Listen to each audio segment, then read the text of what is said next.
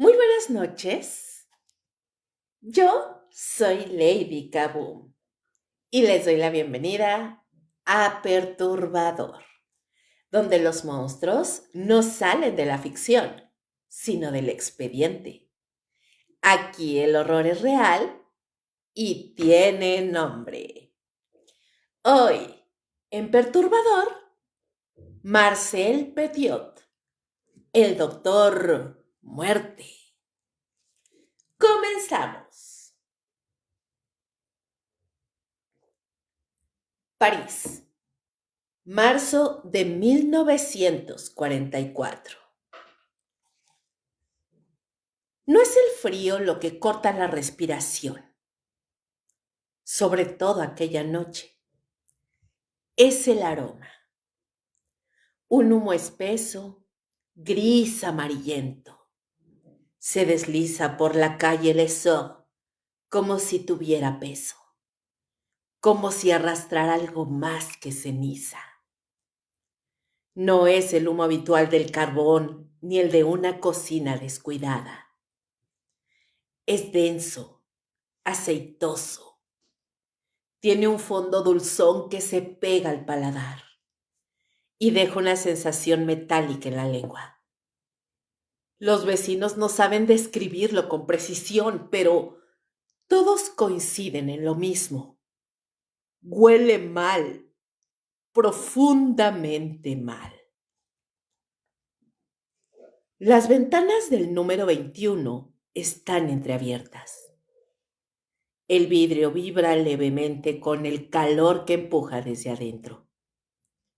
La madera del marco cruje. Alguien llama a los bomberos. Cuando el camión rojo irrumpe en la calle angosta, las luces apenas logran perforar la neblina nocturna. Los hombres descienden con botas que golpean el pavimento húmedo. El agua corre por las canaletas. París está ocupada, vigilada, sometida.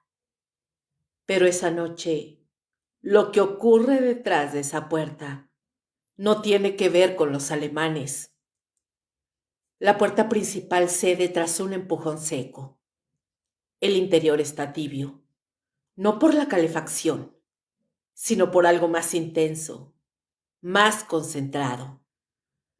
El aire es pesado, como si hubiera sido respirado demasiadas veces.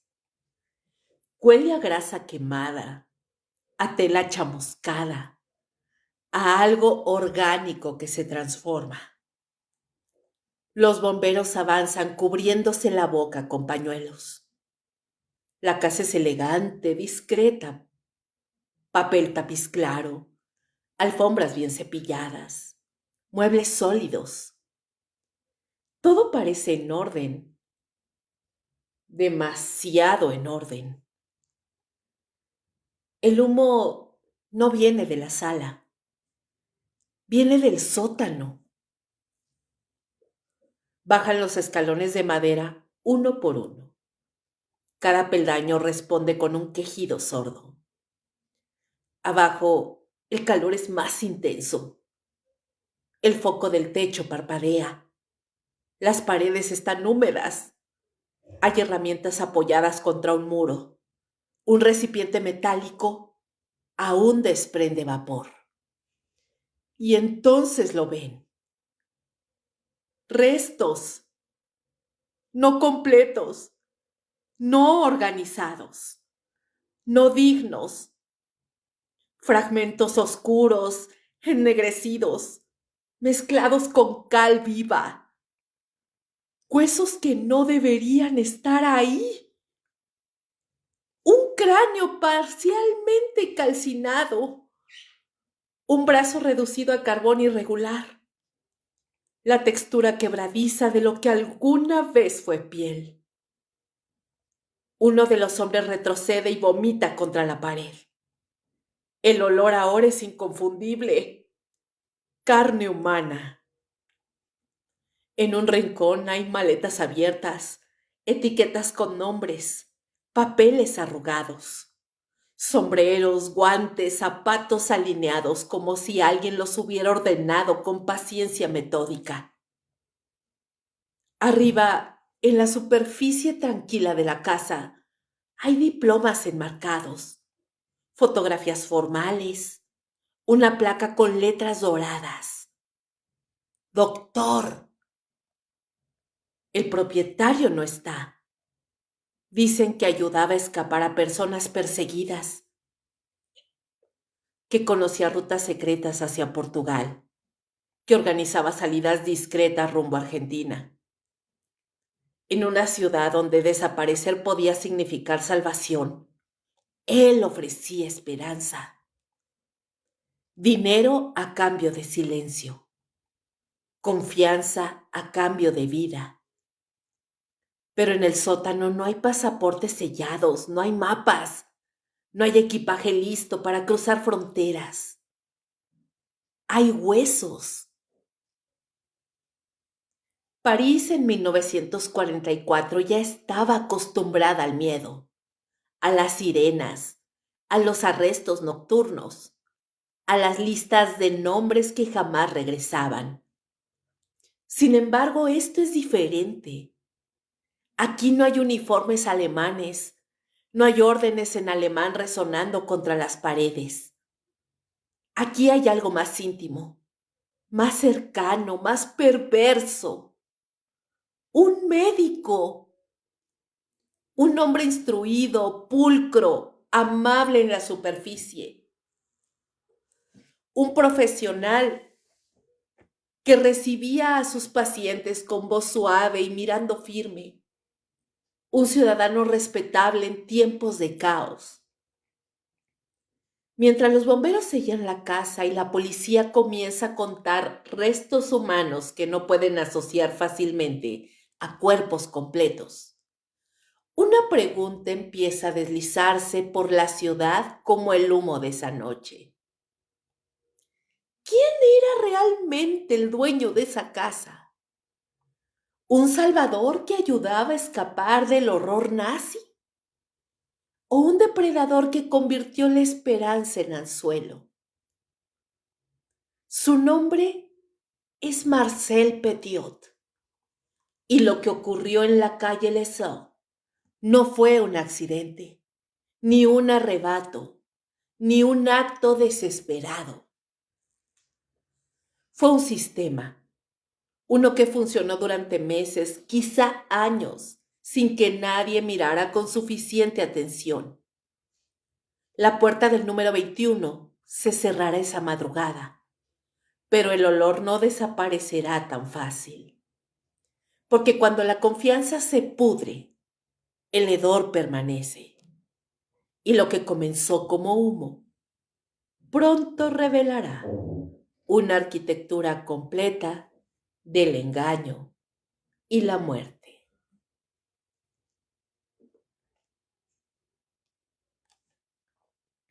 El niño brillante. Auxerre, 1897. Antes del humo, antes del sótano, antes de los huesos ennegrecidos. Un pueblo pequeño atravesado por el río Yonne, con calles de piedra que conservan la humedad incluso en verano. Casas bajas, techos inclinados, campanas de iglesia marcando las horas con una precisión casi religiosa. El aire huele a madera húmeda, a pan recién horneado al amanecer, a tierra removida después de la lluvia. En ese entorno ordenado nace Marcel Petiot, hijo de una familia respetable, sin pobreza extrema, sin violencia evidente. No hay registros de golpes constantes ni de hambre crónica. No hay un episodio brutal que explique lo que vendrá. Lo que hay es algo más difícil de señalar. Una frialdad precoz, una inteligencia inquietante y una capacidad temprana para observar sin participar emocionalmente. En la escuela, Los maestros lo describen como brillante, rápido para memorizar, preciso en las respuestas, capaz de recitar lecciones completas sin titubear. Pero también lo recuerdan como distante. No juega con los otros niños, no ríe con facilidad, mira demasiado tiempo.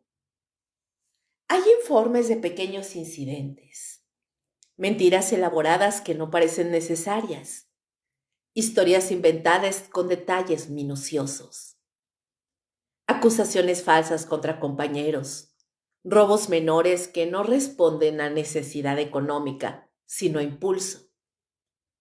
Cuando lo confrontan, no se quiebra, sostiene la mirada, ajusta la versión, se adapta. Algunos testimonios hablan de crueldad con animales. No escenas teatrales ni explosiones violentas, sino actos discretos.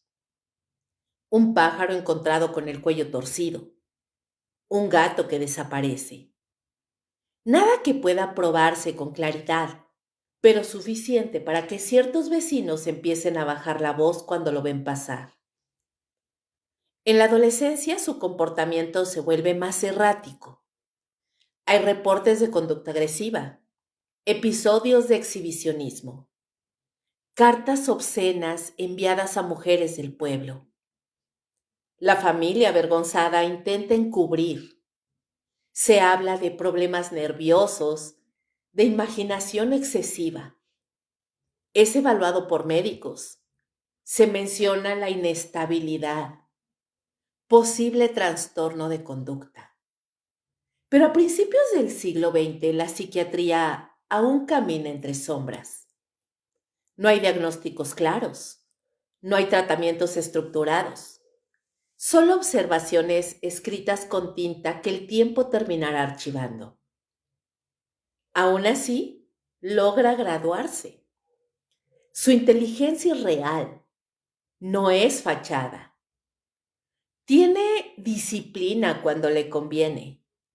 Puede concentrarse durante horas. Puede absorber información médica con rapidez notable. Decide estudiar medicina, el camino del prestigio, el camino del respeto automático. En 1916, Europa ya está en guerra. La Primera Guerra Mundial no es una fotografía en blanco y negro. Es barro espeso pegándose a las botas. Es olor a pólvora húmeda. Es carne abierta bajo la lluvia helada. Marcel es enviado al frente como oficial médico en formación. Tiene menos de 20 años. Las trincheras no huelen a heroísmo, huelen a infección, a pus acumulado en vendas mal cambiadas, a sangre que se coagula sobre lana empapada, a miedo constante.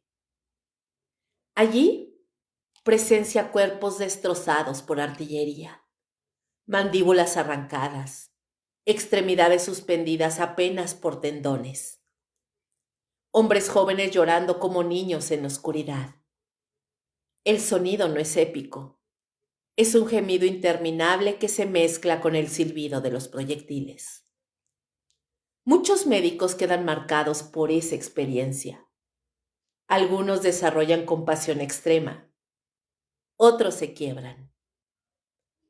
En Marcel, algo diferente parece consolidarse. Los informes posteriores sugieren episodios de comportamiento inestable durante el servicio. Hay menciones de actos imprudentes, de insubordinación, incluso de simulaciones. Se habla de crisis nerviosas. Finalmente es declarado no apto para continuar en combate. Regresa a Francia condecorado, pero no por heroísmo espectacular, más bien por cumplimiento formal. La guerra lo expone al dolor humano en su forma más cruda, pero no hay evidencia de que eso despierte empatía profunda. Si algo ocurre, parece ser lo contrario, Una desensibilización. El cuerpo humano deja de ser sagrado, se convierte en materia, en tejido, en estructura. Después de la guerra, retoma sus estudios con determinación. Obtiene el título de médico. Viste traje oscuro, corbata sobria, sombrero bien alineado. Su voz es tranquila, su mirada firme. Sabe escuchar cuando es necesario, sabe asentir, sabe tocar el hombro de un paciente con la precisión justa para transmitir confianza. La máscara comienza a perfeccionarse. En pueblos pequeños, el médico no es solo un profesional, es una figura casi sacerdotal.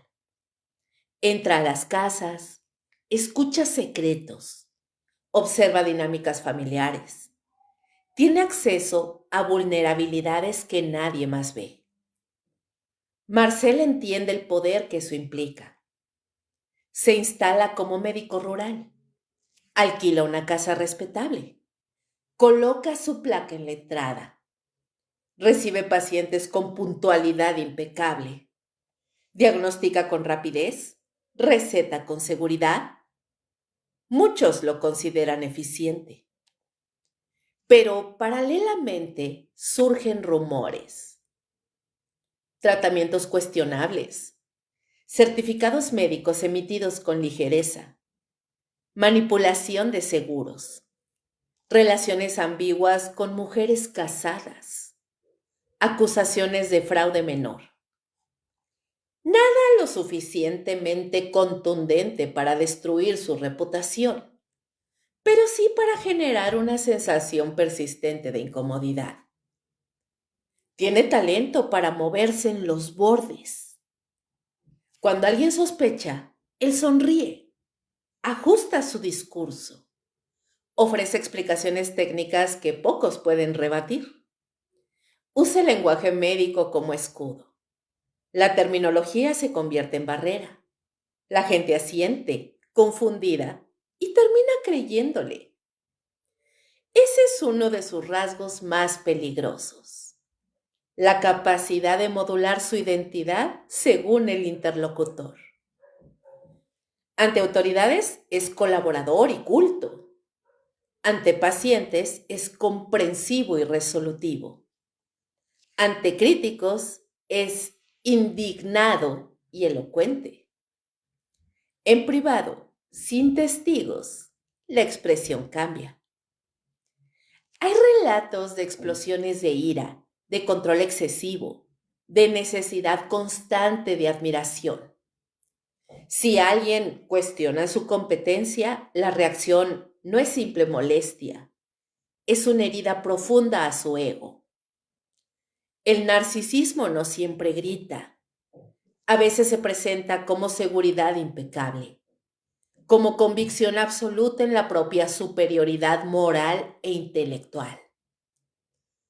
Marcel se percibe distinto, más listo, más capaz, destinado a algo mayor que la rutina de consultorio en provincia. Con el tiempo su ambición política aparece. Se involucra en asuntos municipales, aspira a cargos públicos, disfruta la atención. La validación colectiva funciona como combustible. Pero detrás del traje planchado y el discurso estructurado hay una constante: la mentira como herramienta cotidiana.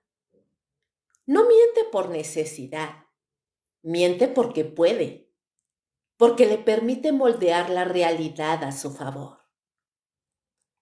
Ese entrenamiento temprano, inventar historias en la escuela, sostener versiones contradictorias sin titubear, se convierte en habilidad refinada. La máscara ya no es improvisada, es arquitectura. Cuando más adelante prometa rutas de escape, cuando ofrezca salvación en tiempos de persecución, esa promesa no nacerá de la improvisación. Será el resultado de décadas practicando el arte de parecer confiable. El niño brillante de Auxerre aprendió pronto que la inteligencia abre puertas. El joven médico de guerra aprendió que el cuerpo humano puede desarmarse sin que el mundo se detenga. El adulto ambicioso comprendió que la confianza es una moneda poderosa.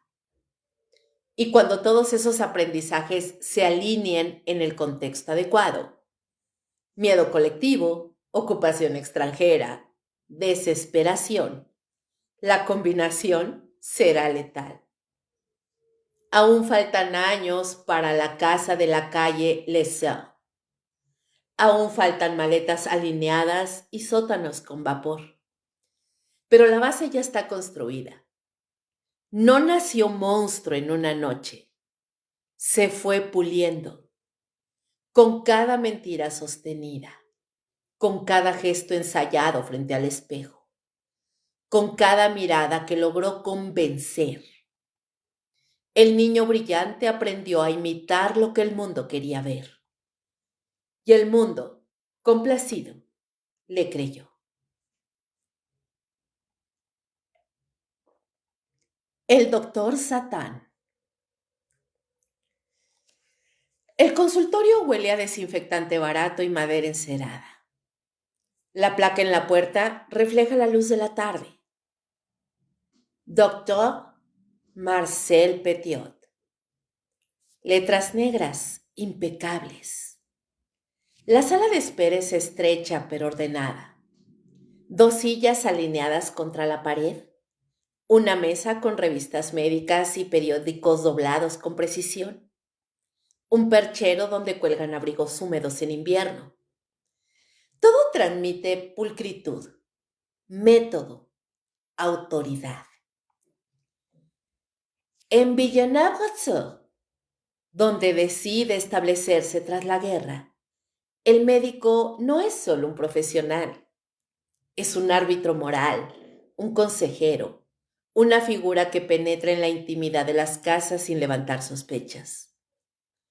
Marcel comprende ese poder desde el primer día. Se muestra atento, escucha con la cabeza inclinada, los dedos entrelazados sobre el escritorio. Toma notas con caligrafía firme. Su voz es baja, modulada, casi tranquilizadora. Cuando entrega una receta, la desliza con suavidad, como si ofreciera una solución definitiva al caos. Los pacientes lo recomiendan.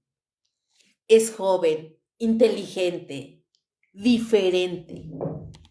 Pero pronto comienzan los rumores. Cobros excesivos por consultas simples. Certificados médicos emitidos sin revisión real. Prescripciones innecesarias. Manipulación de seguros. Nada lo suficientemente escandaloso para provocar una investigación formal, pero sí lo bastante constante para sembrar incomodidad. En los pasillos del mercado las conversaciones bajan de volumen cuando alguien menciona su nombre. Hay algo más. Una mujer mayor, sola, con propiedades heredadas, fallece de manera repentina. Ataque cardíaco, según el certificado firmado por el propio doctor. La familia distante no cuestiona. El entierro ocurre rápido, sin autopsia. Meses después, un hombre con ahorros considerables desaparece. Se dice que emigró, que tenía planes de mudarse. Nadie confirma, nadie pregunta demasiado. Marcel continúa atendiendo pacientes con sonrisa contenida. Paralelamente, su ambición política se intensifica. Se presenta como candidato local. Promete orden, modernización, eficiencia administrativa. Habla con convicción. Utiliza términos técnicos que impresionan a los votantes.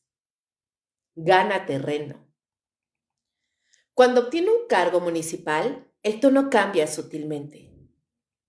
Ahora, no es solo médico, también es autoridad. Desde esa posición, firma documentos, interviene en disputas, Influye en decisiones administrativas.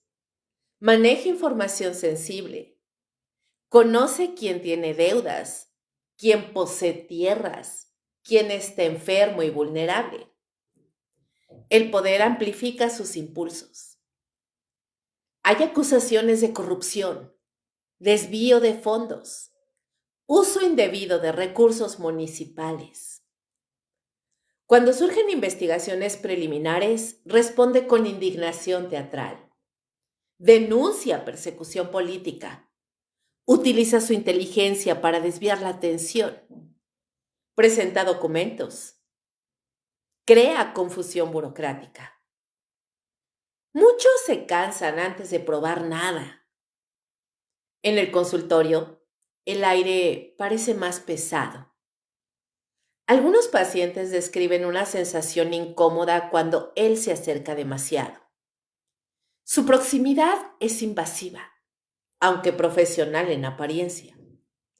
Observa con intensidad que roza lo clínico. Hay testimonios posteriores que hablan de inyecciones innecesarias, de tratamientos experimentales, de sedantes administrados con ligereza.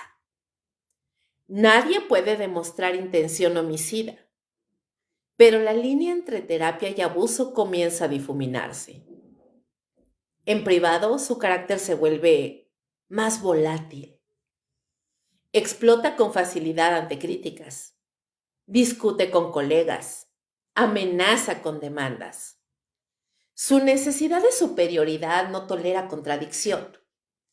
Si alguien cuestiona su diagnóstico, responde con sarcasmo helado o con un despliegue de terminología médica que aplasta cualquier objeción. La doble vida se consolida. De día, médico respetado, funcionario comprometido. De noche, hombre inquieto, insatisfecho, con una necesidad creciente de control. Hay relatos de violencia doméstica, de comportamientos agresivos hacia su esposa, gritos tras puertas cerradas, objetos arrojados contra paredes. Pero en público la pareja parece correcta, formal, casi ejemplar. El contraste es parte del mecanismo. A finales de la década de 1920, las sospechas se acumulan lo suficiente como para provocar su arresto por malversación y fraude. La celda es fría, con olor a humedad y hierro oxidado. La luz apenas penetra por una ventana alta con barrotes. Marcel no se derrumba. Utiliza el tiempo para escribir cartas, preparar argumentos, reorganizar versiones. Cuando es liberado, logra presentarse como víctima de intrigas políticas. Algunos le creen, otros no, pero el escándalo se diluye con el tiempo. Regresa a la medicina y algo parece endurecerse en él. Si antes había límites difusos, ahora son casi inexistentes. El resentimiento alimenta su sensación de injusticia. Se percibe incomprendido, subestimado. El mundo, según su narrativa interna, le debe reconocimiento. Es en ese periodo cuando las muertes sospechosas se vuelven más frecuentes. Pacientes adinerados que fallecen tras tratamientos ambiguos. Personas solitarias que desaparecen sin dejar rastro claro. Siempre hay una explicación plausible. Siempre hay un certificado firmado con autoridad. No hay pruebas directas de asesinatos sistemáticos en esta etapa, pero el patrón inquieta cuando se observa en retrospectiva. La prensa local comienza a usar un apodo en voz baja. Doctor Satán. No es un titular oficial, es un murmullo, una forma de nombrar la incomodidad sin enfrentarla del todo. El apodo circula en cafés, en barberías, en reuniones discretas. Algunos lo dicen con ironía, otros con temor genuino. Él, si llega a escucharlo, no lo demuestra. Sigue caminando con paso firme por las calles adoquinadas. Saluda con cortesía, ajusta su sombrero, mantiene la espalda recta. La máscara permanece intacta. Pero en su interior la lógica cambia. La medicina deja de ser únicamente vocación o estatus. Se convierte en herramienta, en acceso directo al cuerpo humano sin resistencia, en autorización social para tocar, inyectar, examinar. El poder político le enseñó que las estructuras pueden manipularse. La guerra le enseñó que el cuerpo es frágil y desarmable. La práctica médica le ofrece el escenario perfecto para combinar ambos aprendizajes. Cuando la década de 1930 avanza y Europa comienza a tensarse nuevamente, Marcel ya no es solo un médico ambicioso. Es un hombre que ha probado la sensación de controlar destinos sin consecuencias claras. Su reputación es ambigua. Algunos lo defienden con fervor, otros lo evitan discretamente. Pero nadie imagina todavía la escala de lo que está por venir. Porque hasta ese momento sí hubo muertes provocadas, pero fueron discretas, individuales, encubiertas bajo diagnósticos aceptables. No hay acumulación visible, no hay escena de horror colectivo. Pero eso cambiará. La llegada de la Segunda Guerra Mundial transformará el miedo en moneda cotidiana. Y Marcel comprenderá algo esencial. En tiempos de caos, la desesperación vuelve a las personas manejables. El doctor Satán aún no ha construido su sistema definitivo, pero ya ha practicado lo suficiente. Ha mentido sin titubear. Ha manipulado instituciones. Ha firmado certificados que nadie cuestionó. Ha observado cómo la autoridad médica silencia dudas. Y sobre todo, ha comprobado que la confianza es una puerta que se abre desde adentro. Cuando París caiga bajo ocupación alemana y miles busquen escapar con urgencia, Marcel no verá víctimas potenciales, verá oportunidad. El consultorio limpio, la placa brillante, el escritorio ordenado. Todo eso seguirá ahí. Pero detrás de la madera encerada y el olor a desinfectante, la estructura moral ya está erosionada. El niño brillante se convirtió en médico. El médico se convirtió en autoridad. La autoridad comenzó a jugar con límites invisibles. Y el apodo susurrado en mercados, Doctor Satán o Doctor Muerte, dejará de ser exageración para transformarse en descripción. Aún no hay humo en la calle de South, pero el fuego ya está encendido. Y lo que hasta ahora fueron chispas aisladas, pronto se convertirá en un mecanismo metódico, frío y devastador. La ocupación. París, 1940. Las botas alemanas no suenan como en las películas. No retumban con dramatismo heroico. Son pasos secos, rítmicos, constantes. Golpean el pavimento con precisión mecánica. Y ese sonido repetido día tras día termina filtrándose en la vida cotidiana como una respiración ajena que nunca se detiene. La ciudad cambia de olor. Hay menos perfume en las avenidas elegantes y más humo de carbón barato. Más sopa aguada cocinándose en apartamentos oscuros. Más humedad acumulada en edificios donde la calefacción es un lujo escaso. El pan se raciona. La carne se vuelve privilegio. Las colas frente a las tiendas son largas, silenciosas y resignadas. Pero lo más denso no es el aire, es el miedo. Listas pegadas en muros, nombres, direcciones, citaciones, estrellas amarillas cosidas sobre abrigos, miradas que se esquivan en el metro, susurros que se apagan cuando un uniforme cruza la esquina.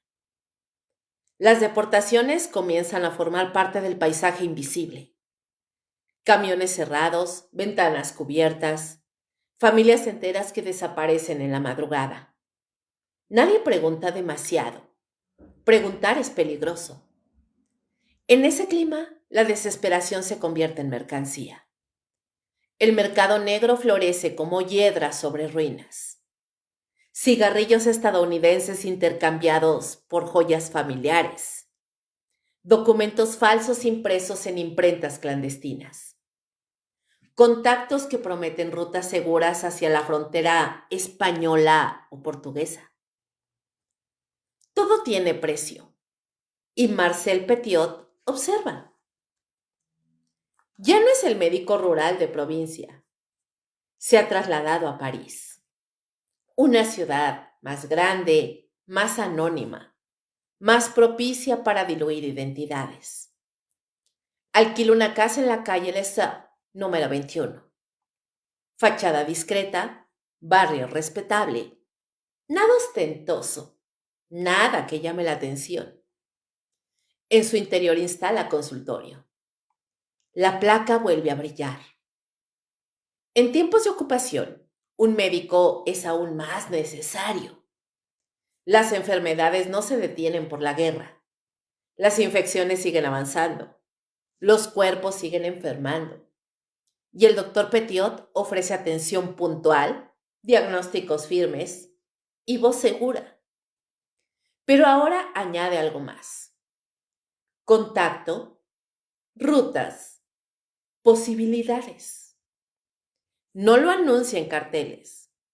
No lo grita en mercados.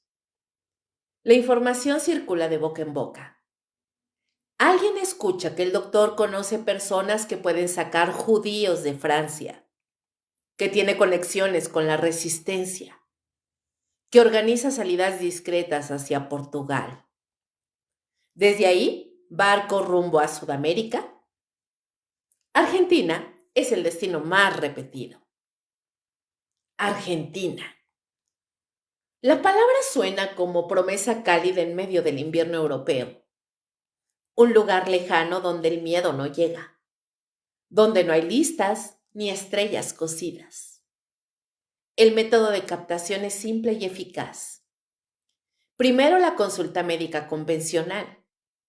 Revisión breve, conversación aparentemente casual. Luego, una pausa calculada. El doctor baja la voz. Pregunta con discreción si el paciente se siente seguro en París, si ha considerado alternativas, si tiene familiares en el extranjero. La insinuación es apenas un hilo. Si el paciente muerde el anzuelo, la conversación se profundiza.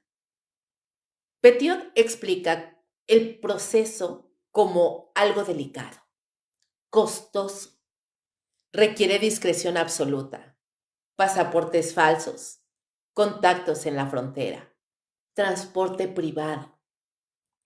El precio es elevado, pero la vida en ese momento no tiene tarifa estándar. Muchos venden propiedades, joyas heredadas, obras de arte. Reúnen dinero con urgencia temblorosa. Entregan al doctor maletas cerradas y sobres con efectivo. Él recibe todo con calma profesional. Explica los pasos, da instrucciones precisas. Viajarán de noche, poco equipaje, confíen en mí. Confíen. La palabra es el verdadero instrumento. Las víctimas no son ingenuas. Son personas acorraladas, intelectuales judíos, comerciantes, familias enteras marcadas por decretos raciales. También hay miembros de la resistencia perseguidos. Hombres que saben que su nombre puede aparecer en la próxima lista. Todos buscan una salida. La casa de Lae'zel se convierte en punto de encuentro. Llegan en horarios escalonados. Tocan la puerta con discreción. El interior está limpio, ordenado, iluminado con lámparas cálidas que contrastan con la penumbra exterior. Petiot lo recibe con bata blanca o traje oscuro, según convenga. Ofrece té.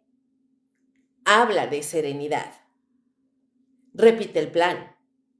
Genera la sensación de estructura organizada. Hay algo casi ritual en el procedimiento. Primero, la revisión médica obligatoria antes del viaje. Explica que es necesario verificar el estado de salud para cruzar fronteras sin sospechas. Algunos se sorprenden, pero aceptan. El contexto no permite demasiadas preguntas. El sótano ya está preparado. No es todavía el escenario descubierto por los bomberos, pero comienza a transformarse. Herramientas adquiridas con anticipación, sustancias químicas almacenadas, recipientes metálicos alineados. La guerra ofrece cobertura perfecta. Las desapariciones se atribuyen al régimen alemán. Si una familia no vuelve a dar señales, la conclusión es automática. La deportación, el arresto, el envío a campos de concentración. Nadie imagina que la muerte pudo ocurrir en una casa elegante del Distrito 16. El mecanismo psicológico de Petiot alcanza aquí su punto de madurez. No actúa por impulso. Planifica. Selecciona cuidadosamente a quienes poseen recursos económicos considerables. Solicita pago adelantado. Insiste en secreto absoluto para proteger la operación. Evita que las víctimas informen a demasiadas personas sobre la supuesta ruta de escape. Aísla, divide, controla. En su mente no está traicionando individuos concretos. Está explotando una circunstancia histórica. La ocupación se convierte en justificación implícita. El caos general diluye la responsabilidad personal. Mientras tanto, en la superficie, París continúa respirando bajo presión. Cafés abiertos con música tenue. Oficiales alemanes caminando junto al río Sena. Carteles de propaganda pegados sobre muros húmedos. Y en una casa discreta, la promesa de Argentina se repite como mantra.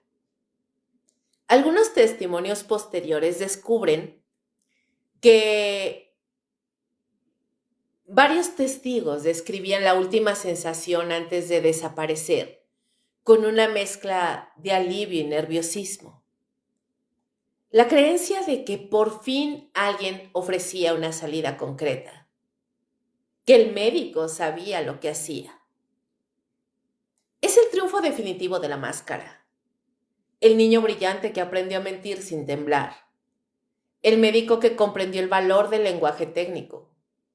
El político que supo manipular estructuras. Todo converge aquí. La ocupación alemana no crea al asesino.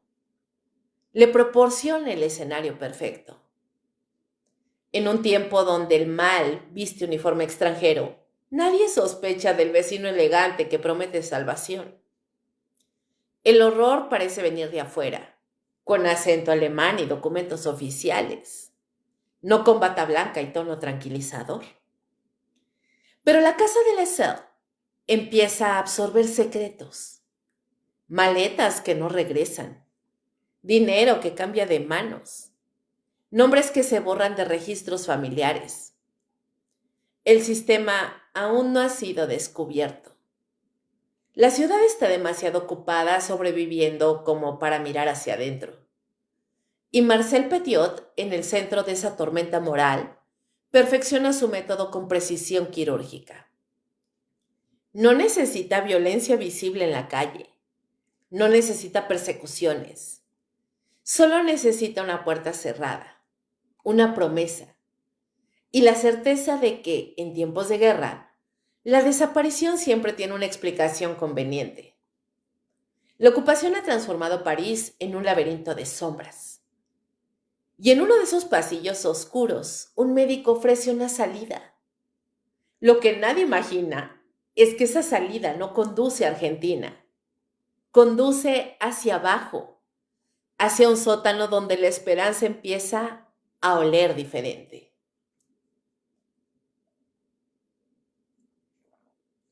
La casa de la calle Les Sœurs. El número 21 de la calle Les Sœurs no llama la atención. La fachada es sobria, de piedra clara ligeramente ennegrecida por el humo urbano. Ventanas simétricas, cortinas discretas, una puerta de madera oscura con un picaporte de bronce pulido. Nada extravagante, nada deteriorado. La clase de casa que se confunde con las demás, como si su mayor virtud fuera no destacar. Pero al cruzar el umbral, el aire cambia. Hay un aroma dominante a cera para muebles y desinfectante. Una limpieza meticulosa que parece reciente, como si cada superficie hubiera sido frotada con insistencia. El suelo de parquet cruje apenas bajo el peso de los zapatos. Las paredes están cubiertas con papel tapiz claro, de diseño floral tenue. La iluminación es cálida, estratégica. Lámparas con pantallas beige que suavizan las sombras. En la planta principal, el orden es casi obsesivo. Un escritorio perfectamente alineado con la pared. Estetoscopio enrollado con precisión geométrica. Frascos etiquetados con letra firme. Una pequeña vitrina con instrumentos médicos relucientes. Jeringas de vidrio, agujas esterilizadas, pinzas metálicas colocadas en paralelo como soldados diminutos. La casa transmite profesionalismo y confianza. A los visitantes se les invita a sentarse en una sala de espera donde el silencio es espeso, apenas interrumpido por el tic-tac regular de un reloj de pared. Ese sonido repetitivo y constante parece medir algo más que el tiempo. Marca la transición entre la esperanza y lo irreversible. Cuando el doctor decide que es momento de preparar el viaje, conduce a sus invitados hacia la parte posterior de la casa. El pasillo se estrecha ligeramente. La luz disminuye. El aire pierde frescura. Allí comienza el descenso. Las escaleras hacia el sótano son de madera sólida, barnizadas pero desgastadas en el centro por el uso frecuente. Cada peldaño emite un quejido sordo bajo el peso del cuerpo. No es un sonido agudo, es grave, casi resignado. Abajo la temperatura cambia. Es más fría en invierno, más húmeda en primavera. Las paredes son de piedra desnuda, con manchas oscuras que el tiempo ha impregnado. Hay un olor difícil de definir al principio. Una mezcla de cal, humedad y algo metálico que se queda en la garganta. La llamada sala de inoculación no está señalada como tal. Es simplemente una habitación con una camilla. La camilla está cubierta con una sábana blanca impecable, tensada sin arrugas. A un lado, una mesa auxiliar sostiene jeringas, frascos de vidrio con líquidos transparentes o ligeramente ambarinos, algodón, alcohol, todo ordenado con una precisión casi quirúrgica. Petiot explica el procedimiento con voz tranquila. Dice que es una vacuna necesaria para prevenir enfermedades durante el viaje, que las fronteras exigen certificados médicos estrictos, que la inyección puede provocar una leve sensación de calor o mareo pasajero. Las víctimas, tensas pero confiadas, se recuestan. El contacto del metal frío contra la piel provoca un escalofrío involuntario. El algodón humedecido en alcohol deja una sensación helada y punzante. La aguja penetra con suavidad. El líquido fluye. No hay gritos inmediatos. Al principio solo una sensación extraña, un latido acelerado, una presión creciente en el pecho. Luego dificultad para respirar. Los músculos se aflojan. La visión se nubla. El compuesto inyectado es una mezcla que incluye cianuro en algunas ocasiones. Actúa con rapidez brutal. El cuerpo entra en convulsión breve descontrolada. Los dedos se tensan. La mandíbula se aprieta. Después inmovilidad. Silencio. El reloj arriba sigue marcando segundos. La sala de inoculación está diseñada para no ensuciar en exceso. La camilla permite que el cuerpo quede extendido, accesible. Cerca hay cubos metálicos, recipientes con tapa, toallas gruesas dobladas con precisión. Pero el verdadero núcleo del sistema está más adentro del sótano.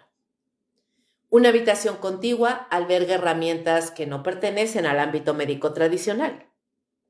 Sierras manuales, cuchillas grandes, hachas pequeñas, cuerdas gruesas. Todo limpio, alineado, sin manchas visibles recientes. La disciplina del orden se mantiene incluso aquí. El olor en esta segunda estancia es distinto, más penetrante.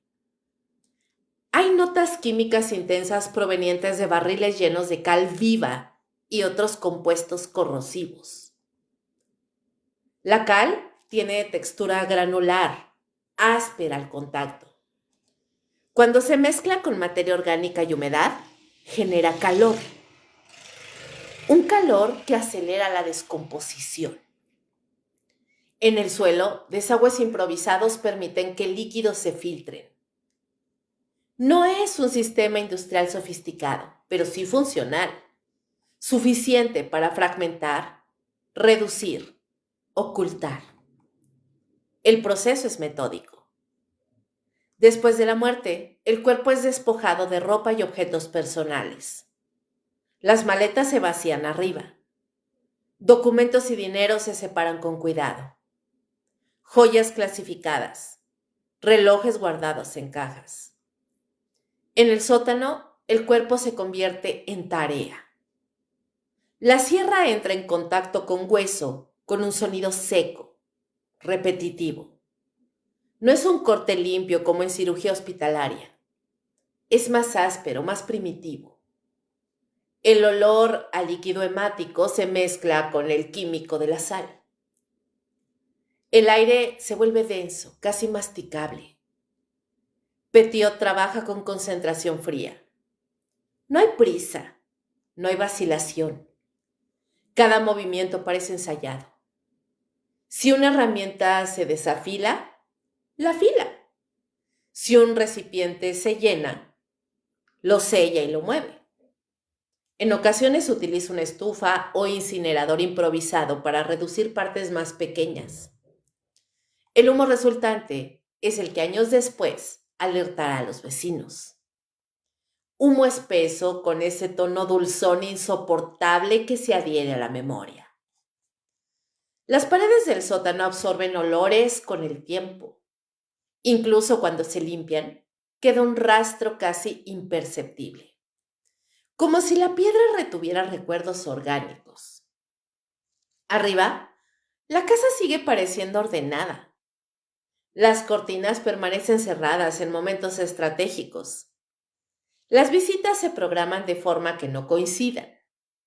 Los vecinos solo ven entrar personas con maletas y asumen que pronto viajarán. El sistema de eliminación no busca perfección estética, busca eficiencia y discreción. Fragmentos más pequeños pueden enterrarse en el jardín trasero, bajo tierra removida recientemente. Otros se disuelven parcialmente en soluciones químicas. Algunos restos se almacenan temporalmente hasta encontrar método adecuado para deshacerse de ellos. No hay improvisación. Cada componente tiene función específica. La sala de inoculación ofrece transición limpia entre confianza y muerte. La habitación de herramientas transforma el cuerpo en segmentos manejables. Los barriles y la cal aceleran el olvido físico. Y la estructura de la casa, con su fachada respetable, protege todo el proceso de miradas indiscretas. En el piso superior, diplomas colgados enmarcan la narrativa oficial. Médico competente, profesional respetado.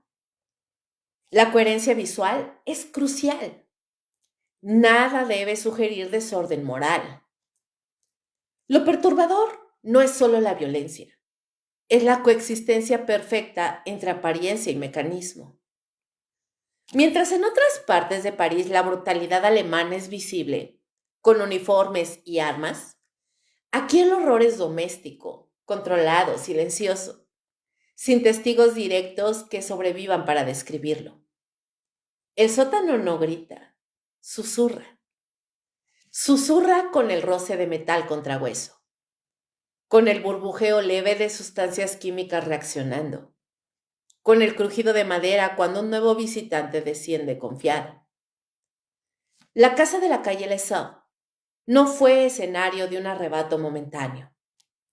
Fue un laboratorio, fue una fábrica, fue un espacio donde la esperanza se despojaba primero de maletas, luego de ropa, finalmente de identidad. Cada detalle, como la camilla blanca, las jeringas alineadas, la cal acumulada en sacos, formaba parte de una arquitectura diseñada para que el proceso se repitiera sin interferencias. Cuando años después los bomberos bajaron por esas escaleras, el sistema ya había funcionado decenas de veces. La piedra había absorbido suficiente calor. El aire había retenido suficiente aroma. La casa, silenciosa desde el exterior, había sido cómplice estructural de una maquinaria íntima y metódica. Y mientras París miraba hacia el enemigo visible, el verdadero infierno operaba detrás de una puerta de madera pulida, bajo una placa que aún decía con elegancia impecable, Doctor.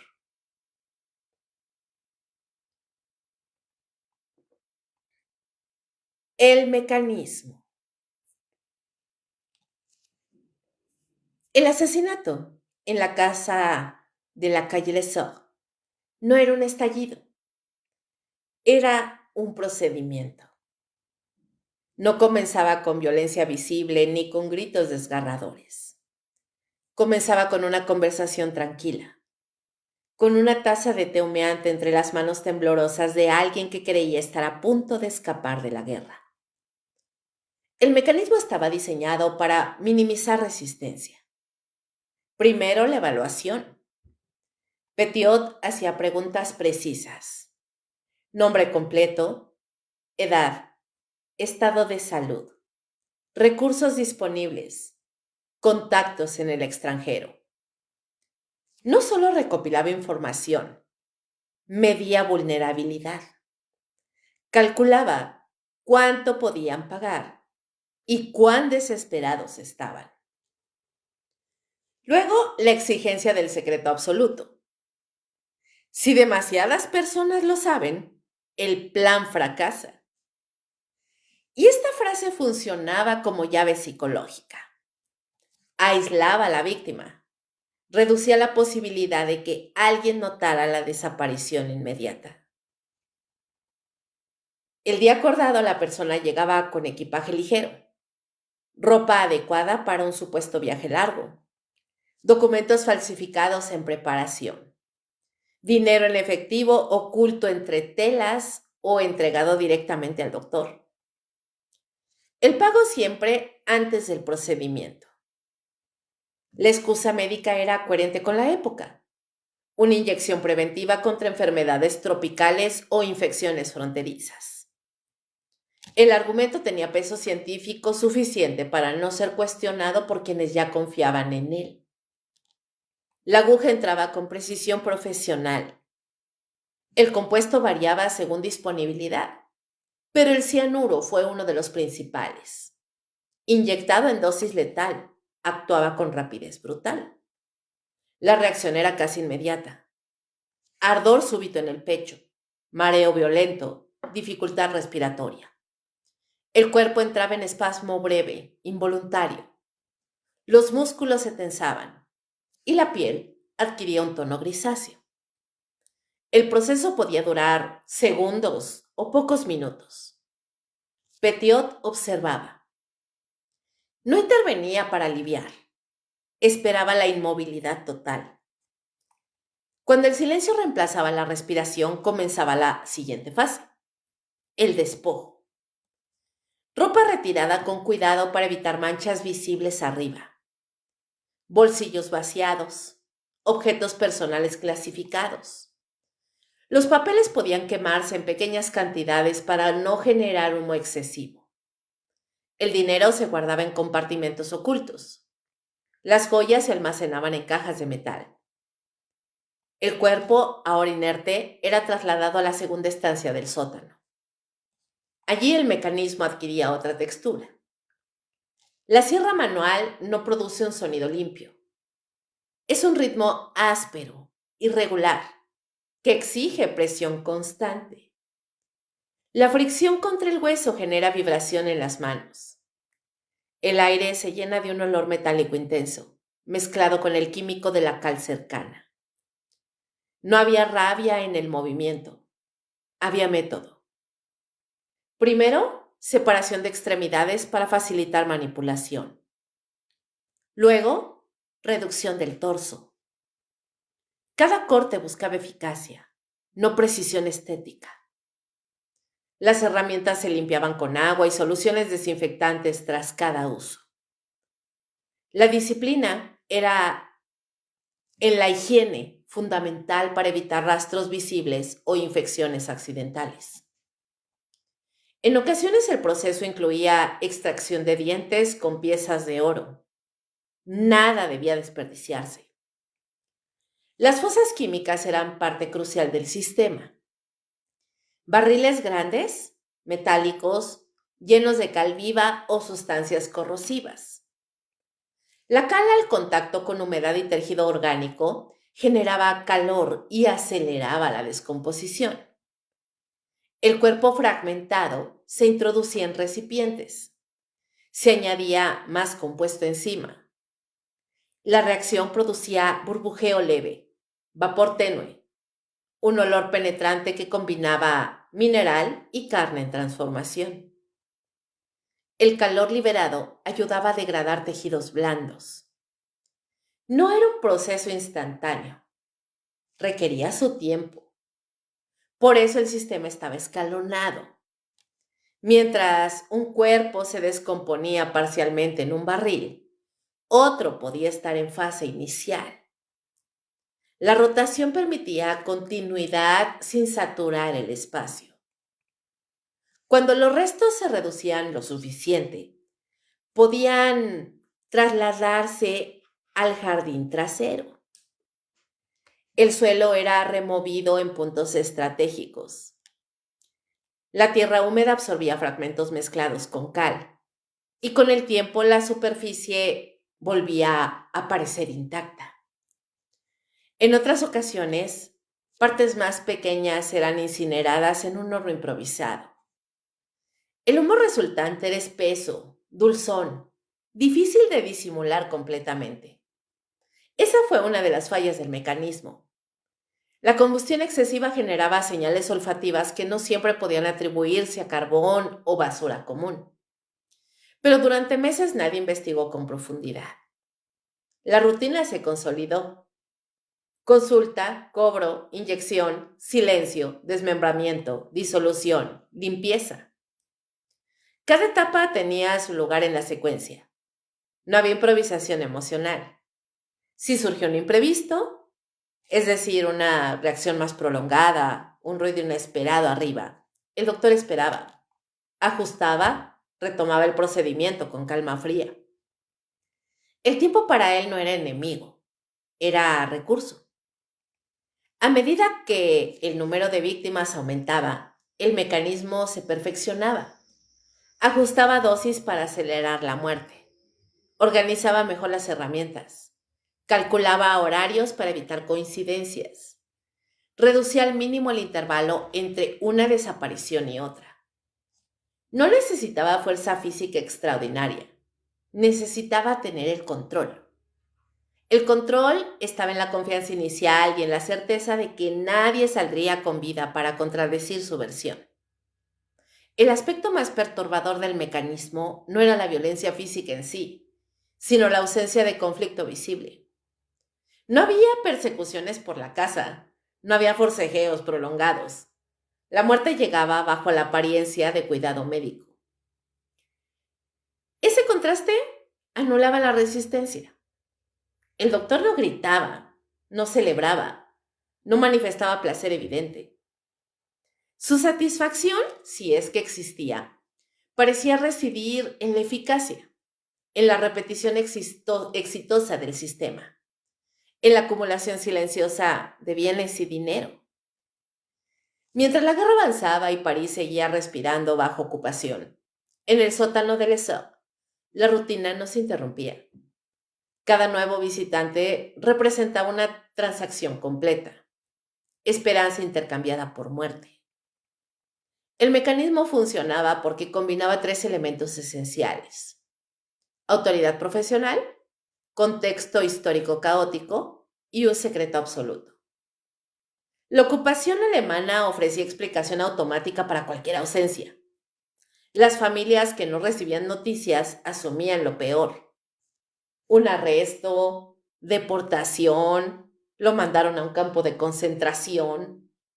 La brutalidad del régimen servía como cortina perfecta. Petiot no necesitaba justificar las desapariciones. La guerra lo hacía por él. Con el tiempo, el sótano comenzó a saturarse. Los barriles se acumulaban.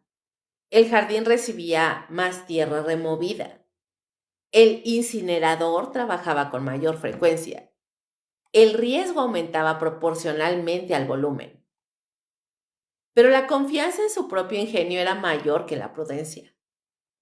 El niño brillante que había aprendido a manipular narrativas ahora manipulaba cuerpos con la misma frialdad lógica. El mecanismo no tenía compasión. No distinguía entre hombres, mujeres o familias enteras. Solo procesaba. La casa seguía intacta arriba. El reloj seguía marcando segundos. Las lámparas seguían iluminando la sala con calidez doméstica. Abajo la repetición convertía la muerte en rutina administrativa. Y mientras el mundo atribuía horrores a uniformes extranjeros, el sistema privado de la calle Les Sceaux acumulaba víctimas invisibles.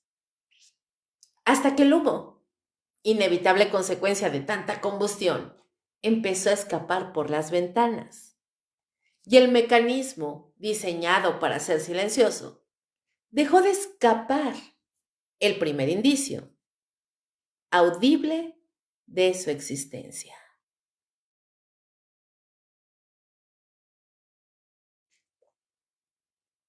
El humo que lo delató. El error no fue la primera muerte, ni la décima, ni la 20ª. Fue el humo. Durante semanas, quizás meses, los vecinos de la calle Les Sceaux habían notado olores extraños que se filtraban en la noche. No era constante, no era todos los días. Era intermitente, caprichoso. A veces aparecía como una nota leve, casi confundible con carbón húmedo. Otras veces era más intenso, más dulce, más espeso. Un olor que se pegaba a la ropa tendida, que entraba por las rendijas de las ventanas, que obligaba a cerrar cortinas incluso en primavera. Al principio nadie dijo nada. París estaba ocupada. El miedo tenía prioridad. Las chimeneas trabajaban más de lo habitual por la escasez de combustible adecuado. Cualquier anomalía podía explicarse con una frase simple. Son tiempos difíciles. Pero la noche del 11 de marzo de 1944, el olor fue distinto, más concentrado, más persistente. Un vecino describiría después que parecía carne demasiado tiempo al fuego. Otro hablaría de un hedor animal que no desaparecía. Lo cierto es que esa vez el humo no se disipó rápido. Salían volutas densas por las ventanas traseras del número 21. La calle estaba húmeda por una lluvia ligera. El pavimento reflejaba la luz amarillenta de los faroles. Y sobre ese reflejo, el humo se movía como una presencia tangible. Alguien llamó a los bomberos. Cuando el camión llegó, el sonido de la sirena rompió el silencio del barrio con una vibración incómoda. Las puertas se abrieron con violencia controlada. Botas descendiendo, cascos ajustándose, hombres acostumbrados a incendios, edificios colapsados, a bombardeos recientes. Pero no a esto. La puerta principal fue forzada tras varios golpes secos. La madera se dio con un crujido que resonó en el vestíbulo. El interior estaba sorprendentemente intacto. No había llamas visibles en la planta superior. No había muebles ardiendo. Solo calor. Un calor que no correspondía con la apariencia ordenada del lugar. El humo era más denso cerca del suelo. Los bomberos avanzaron cubriéndose la boca con pañuelos húmedos. El aire tenía esa nota dulzona imposible de ignorar. Bajaron por las escaleras hacia el sótano, donde el calor se volvía casi sofocante. La escena que encontraron no era un incendio descontrolado, era un proceso. Un horno improvisado aún encendido. Restos ennegrecidos en su interior. Barriles metálicos alineados contra la pared. Algunos con la tapa mal ajustada, otros abiertos, dejando escapar vapor tenue. Uno de los hombres levantó la tapa de un recipiente. El contenido no dejaba espacio para dudas. Fragmentos óseos. No huesos de animal. La estructura era inequívoca para quien había visto suficientes cuerpos en guerra. Un cráneo parcialmente calcinado. Mandíbula aún articulada. Un fémur reducido a sección carbonizada. Restos mezclados con cal viva que burbujeaban suavemente al contacto con humedad residual. El olor se volvió insoportable. El bombero salió al jardín trasero para tomar aire. Ahí notó algo más. Tierra removida en varios puntos. La superficie no estaba compacta como el resto del terreno. Había irregularidades recientes. La policía fue llamada de inmediato. Y cuando los agentes descendieron al sótano, el silencio era absoluto. No había fuego activo ya, solo el crujido leve del metal enfriándose. El aire vibraba con un calor residual que parecía provenir no solo del horno, sino de la acumulación de actos repetidos. Las herramientas estaban alineadas. Sierras limpias, aunque con marcas microscópicas. Hachas apoyadas con precisión. Cuchillos grandes, afilados. No era un espacio caótico, era organizado, demasiado organizado. Arriba, en los armarios y cajones, comenzaron a aparecer objetos personales. Maletas vacías, ropa doblada, sombreros etiquetados, documentos parcialmente quemados, cartas sin enviar, nombres distintos, demasiados nombres. La noticia se filtró rápido, incluso en una ciudad saturada de horrores oficiales. No era una redada alemana, no era un bombardeo aliado, era algo más íntimo, más cercano. Un médico. La prensa comenzó a murmurar antes de publicar. Las autoridades francesas, aún bajo ocupación, tuvieron que manejar la información con cautela, pero el rumor era imparable. La casa del doctor Petiot escondía restos humanos. Vecinos que antes solo recordaban su saludo cortés, ahora repasaban mentalmente cada detalle. ¿Cuántas personas habían visto entrar con maletas? ¿Cuántas no volvieron a salir? La memoria colectiva comenzó a reconstruir escenas con un escalofrío tardío. La reacción pública fue una mezcla de incredulidad y horror. Algunos se negaban a creerlo. Afirmaban que debía tratarse de una conspiración, de una fabricación para desacreditarlo. Otros, en cambio, sentían que siempre hubo algo extraño en esa casa. El apodo susurrado años atrás, Doctor Muerte, regresó con fuerza brutal. Pero el protagonista no estaba ahí. Marcel Petiot había desaparecido. Cuando la policía revisó sus registros, encontró inconsistencias, identidades múltiples, documentos bajo distintos nombres, indicios de que había anticipado la posibilidad de huir. Se emitió orden de búsqueda. Su rostro comenzó a circular en avisos discretos. Fotografía formal, traje oscuro, mirada fija, expresión neutra. Un hombre que podía confundirse en cualquier esquina. La cacería se volvió urgente, pero no solo por justicia, sino por temor.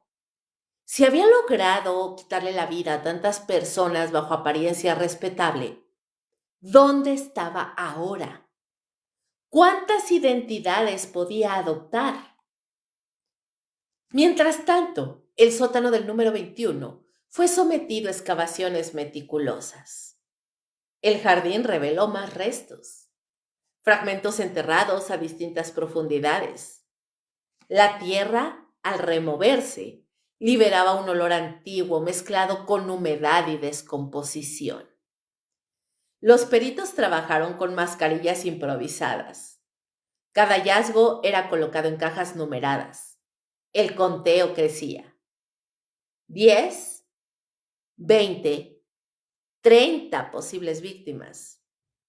El número exacto tardaría años en establecerse, pero la magnitud era evidente. No era un acto aislado, era una operación sistemática. En una ciudad acostumbrada al horror de la guerra, este descubrimiento produjo un tipo diferente de miedo. No provenía de uniformes extranjeros ni de bombardeos lejanos. Provenía de una puerta vecina, de una placa profesional, de una sonrisa confiable. El humo había hecho visible lo invisible. Lo que durante meses fue disimulado bajo la narrativa de deportaciones, ahora adquiría forma concreta.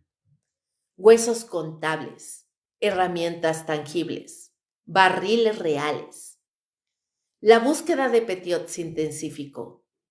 Se revisaron hospitales, refugios, domicilios de conocidos. Se interrogó a familiares. Se rastrearon contactos en la resistencia. Porque el doctor no solo había operado como asesino, también se había presentado en ciertos círculos como colaborador contra el régimen alemán. Esa ambigüedad complicaba todo. ¿Había ayudado realmente a algunos a escapar? ¿O era otra capa de su máscara? Mientras los investigadores intentaban reconstruir rutas y nombres, el barrio de Les Serres permanecía en silencio incómodo. Las ventanas se mantenían cerradas.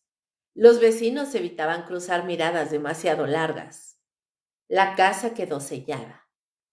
Pero el olor no desapareció de inmediato. Se había impregnado en piedra, madera, memoria. El humo que una noche salió por las ventanas no era simple error técnico.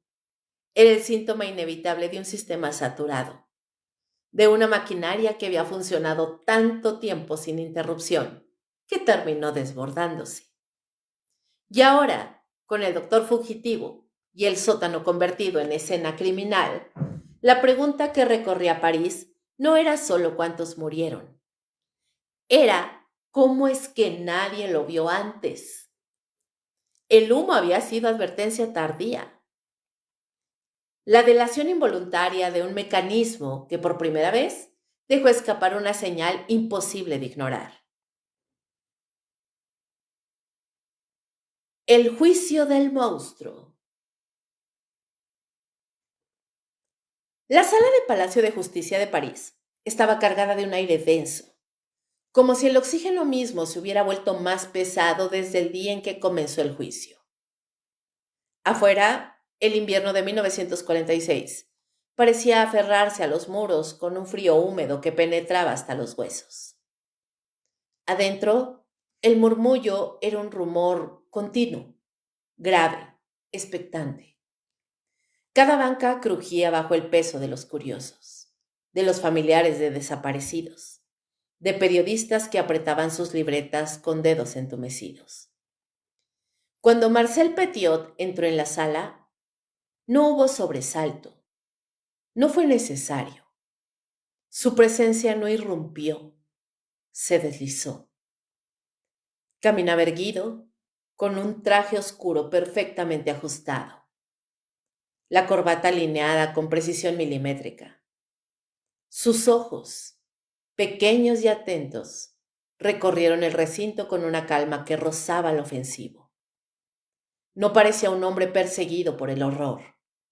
Parecía un médico puntual que acudía a una cita profesional. Se sentó sin prisa, cruzó las manos sobre las rodillas y observó. El fiscal comenzó enumerando cifras. Números que, pronunciados en voz alta, sonaban irreales. 27 cuerpos identificados. Restos humanos imposibles de atribuir. Fragmentos óseos carbonizados. Mandíbulas, fémures, dientes sueltos en bolsas de evidencia. Cada palabra era como un objeto frío colocado sobre la mesa. Pero el acusado sonreía. No era una sonrisa amplia, era algo más sutil. Una ligera curvatura en la comisura, como si escuchara un diagnóstico mal planteado. La estrategia de defensa no tardó en revelarse. Petiot no negaba las muertes, las transformaba, las reescribía. Según él, no había asesinado a víctimas indefensas. Había ejecutado a traidores, espías, colaboracionistas, miembros de la Gestapo que fingían ser judíos desesperados, buscando huir de la ocupación.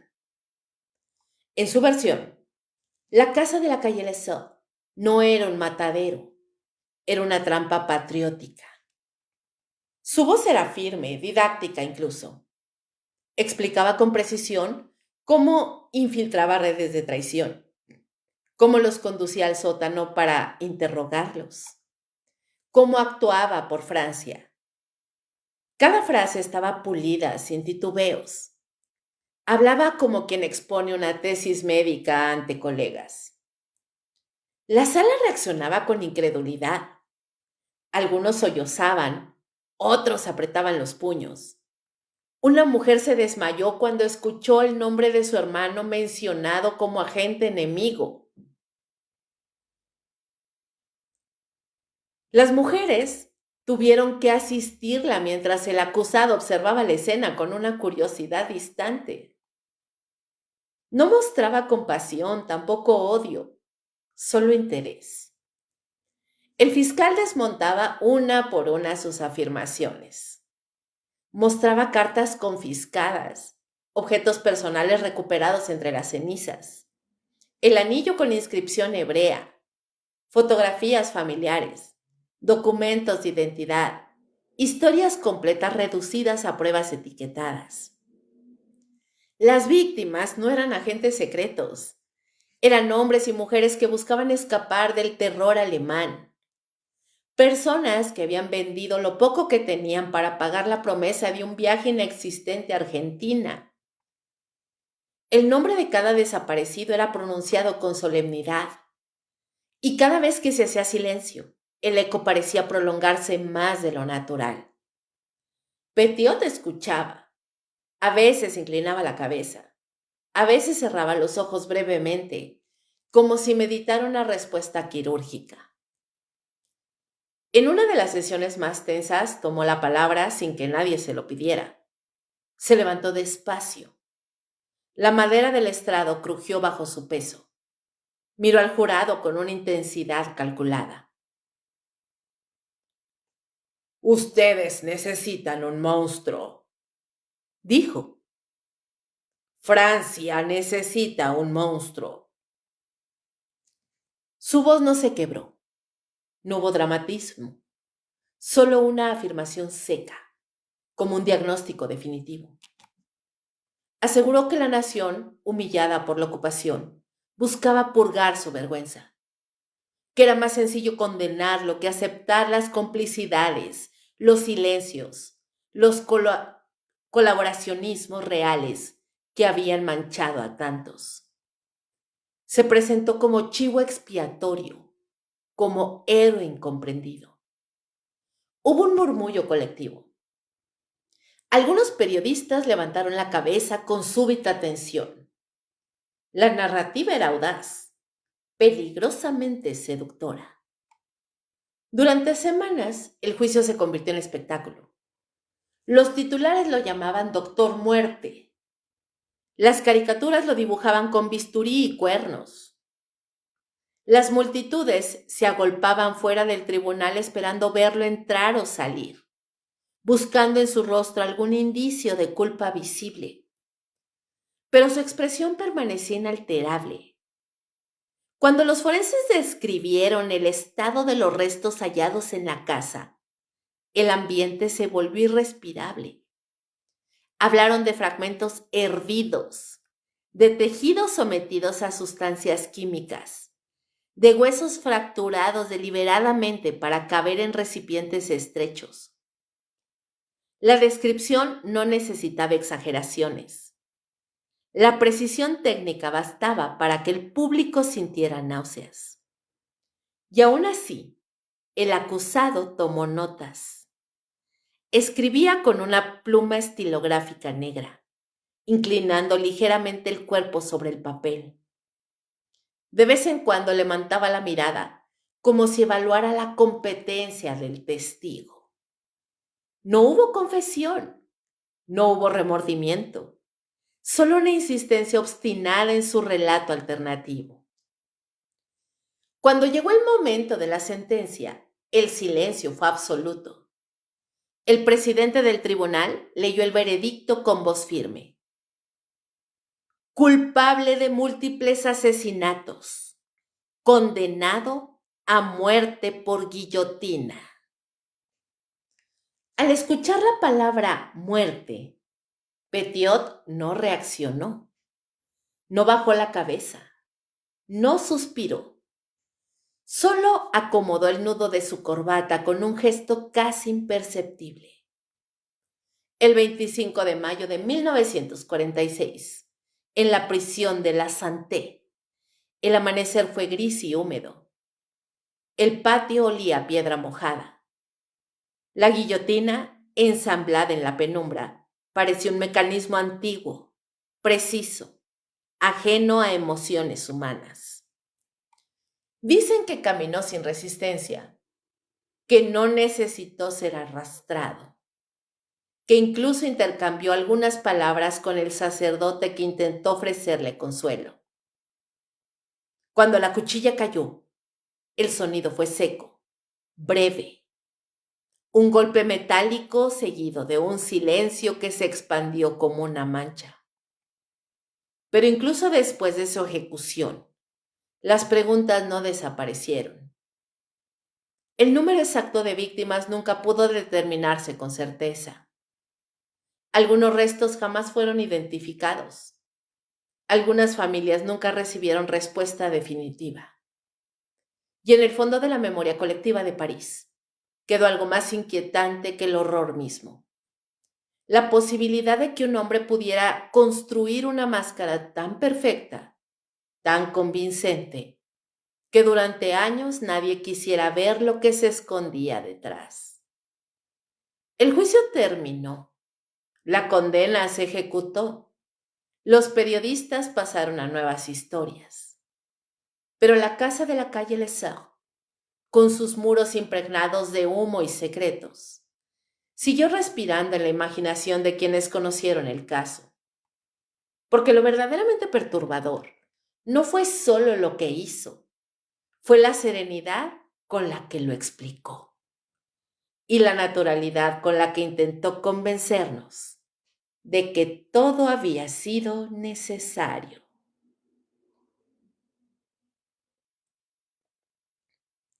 La guillotina.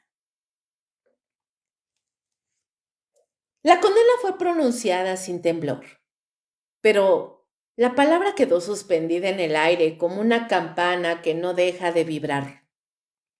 Muerte. No era una metáfora, no era una amenaza futura, era una fecha, un procedimiento, una hora concreta en el amanecer húmedo de París. A Marcel Petiot lo devolvieron a su celda en la prisión de la Santé, bajo un cielo gris que parecía aplastar los techos. El sonido de sus pasos en el corredor resonaba con un eco hueco, rítmico, casi clínico. No arrastraba los pies, no hablaba. Caminaba como si regresara a casa después de una jornada laboral.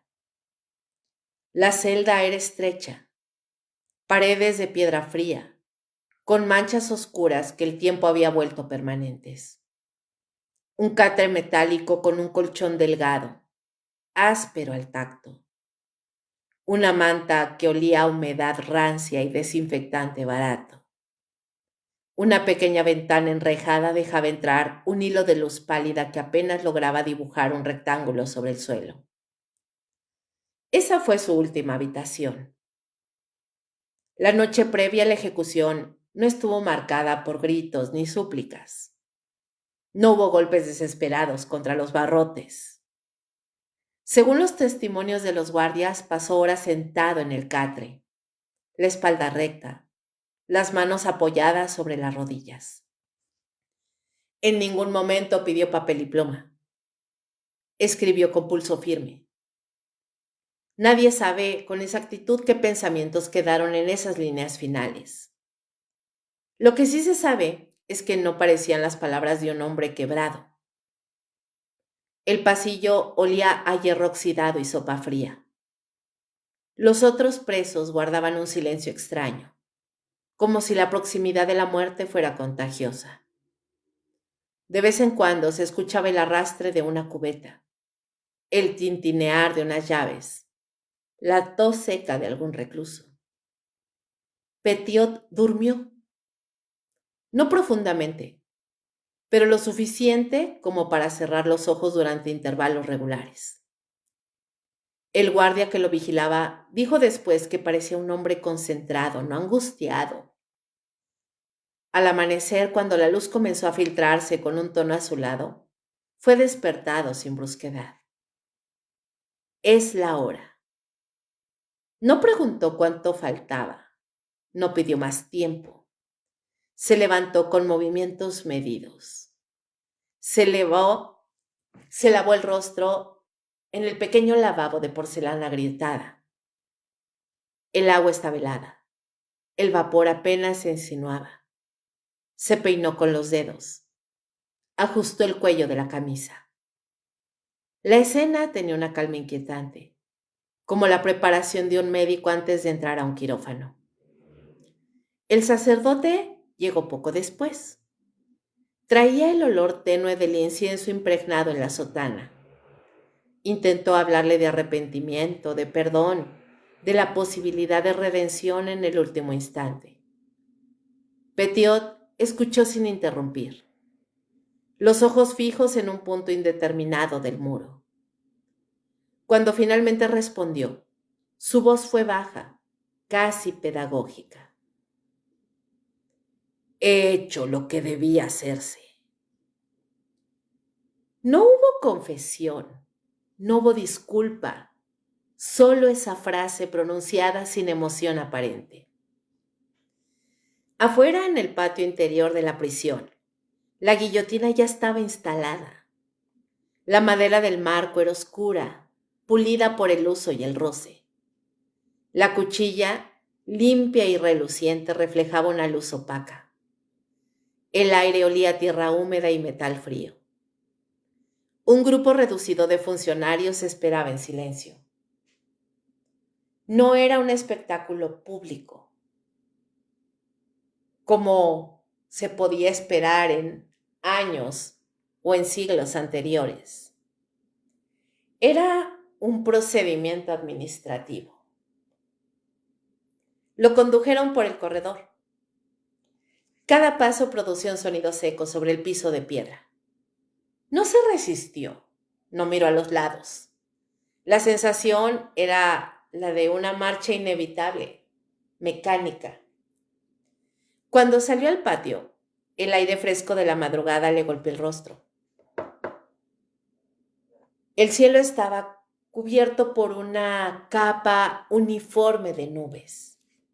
No había viento. Todo parecía suspendido. La guillotina no era imponente por su tamaño, sino por su simplicidad. Un mecanismo diseñado para una única función. Preciso, irreversible. Le ataron las manos.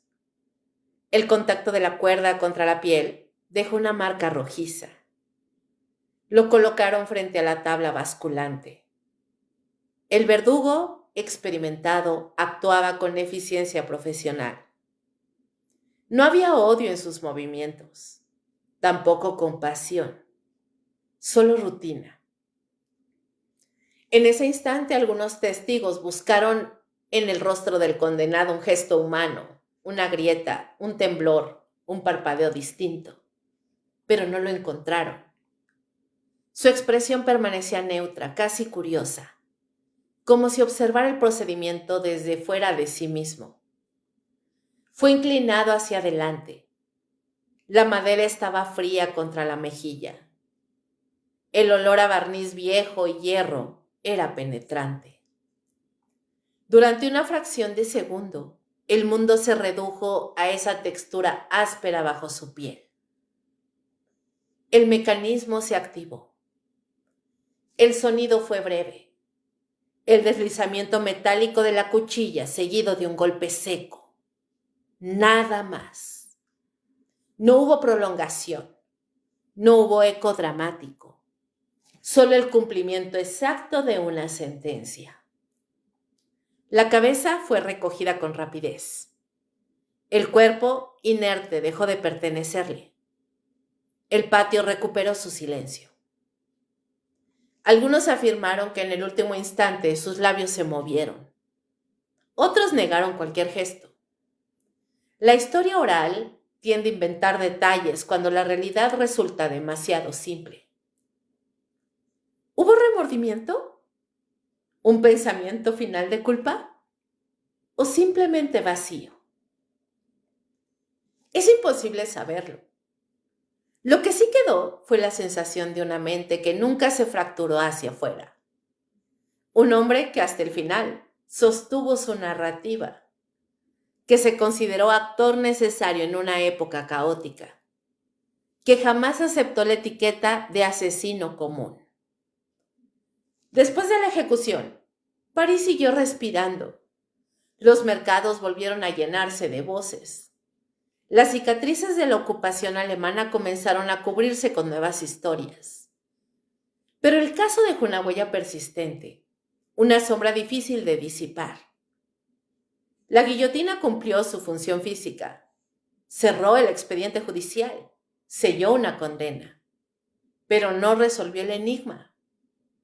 Porque la pregunta que flota sobre todo esto no es únicamente cuántas personas murieron en la casa de la calle de Lessau. La pregunta más perturbadora es otra. ¿Cómo un hombre pudo convivir con ese horror sin mostrar fisuras visibles?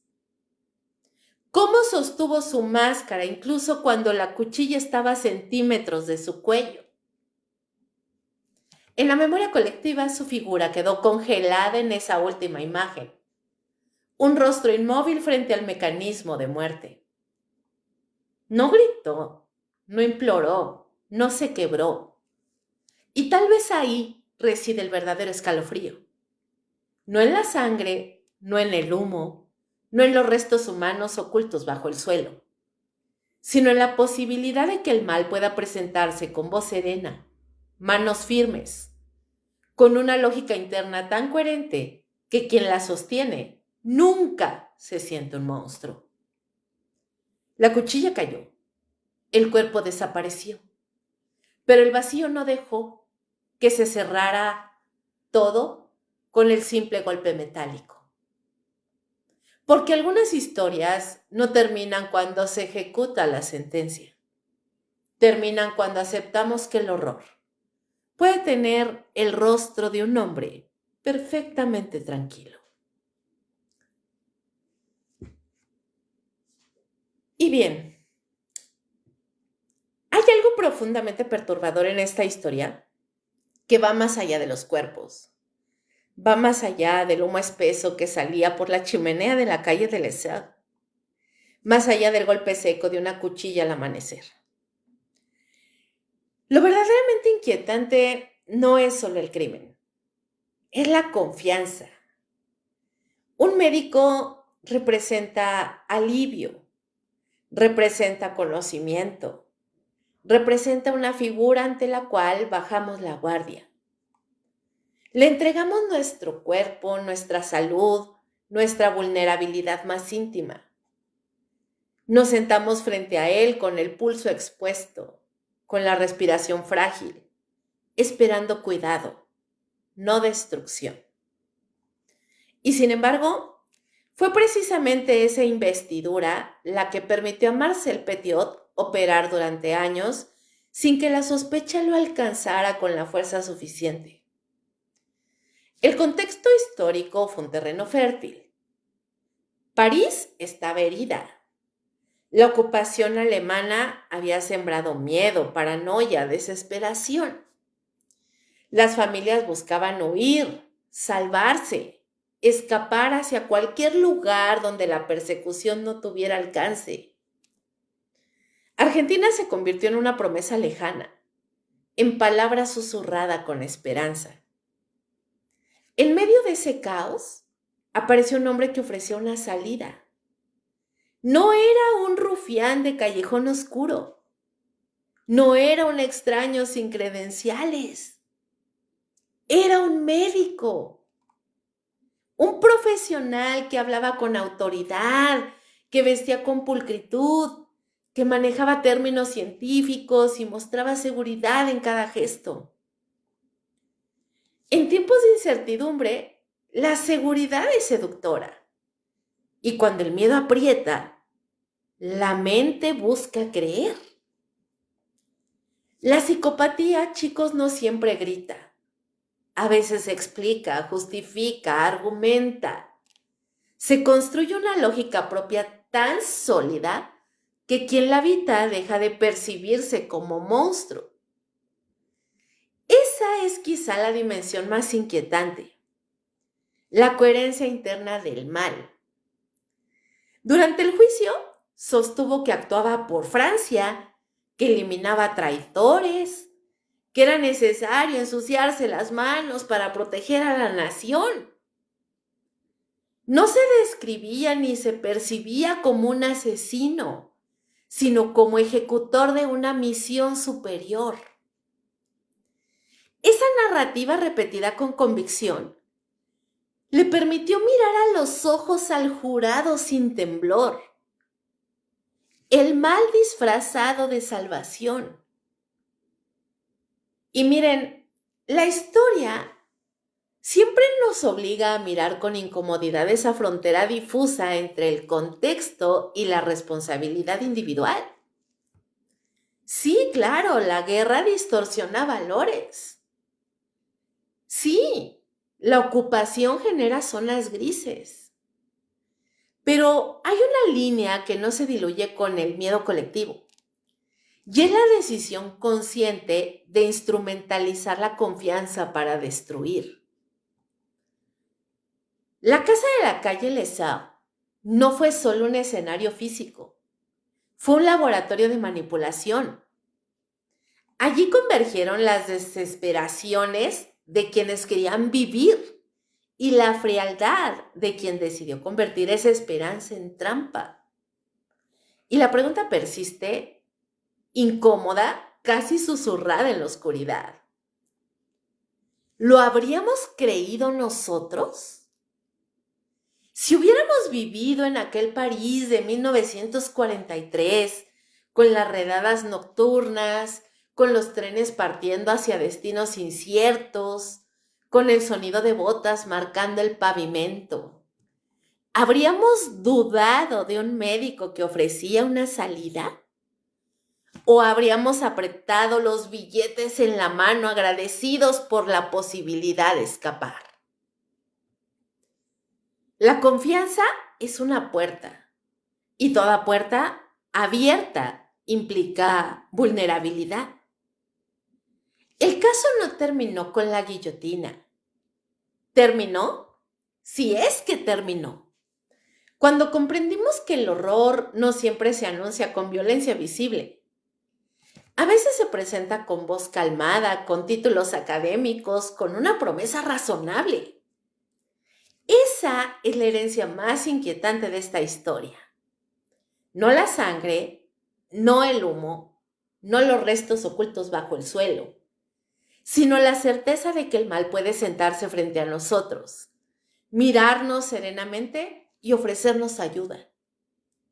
Y que en determinadas circunstancias podríamos aceptar. Así que esta noche, cuando recuerden la figura del médico impecable, del hombre que hablaba de salvación en medio del caos, pregúntate algo que no tiene respuesta cómoda. Si el peligro tocara tu puerta con credenciales, con argumentos y con la promesa exacta que necesitas escuchar, ¿sabrías reconocerlo antes de que esta persona cruce el umbral? Y así es como concluimos este caso interesantísimo, diferente a los otros casos criminales que ya hemos abordado en estas emisiones. A decir verdad, a mí me dejó impactada este caso, porque aparte es un caso muy viejo. Así que bueno, espero que este tema les haya gustado, les haya interesado, lo hayan disfrutado, pero sobre todo que el día de hoy hayamos conocido algo nuevo, un nuevo caso en este archivo criminal. Y los invito a seguir el hilo del terror y lo inexplicable mañana a las 10 en punto de la noche, hora de México, en la hora macabra. En vivo, ya saben, por Facebook Live. Y también les recuerdo que este capítulo en un ratito va a estar disponible en mi canal de YouTube y Spotify, donde me pueden encontrar como Kabum Podcast. Síganme y formen parte de esta comunidad siniestra. Y claro que si quieren escuchar leyendas y cuentos cortitos de terror y mucho más, pueden entrar a mi canal de WhatsApp. Muchísimas gracias por acompañarme en esta emisión de La Hora Macabra. ¿No es cierto? ¿De perturbador? Muy buenas noches y como siempre les deseo dulces pesadillas.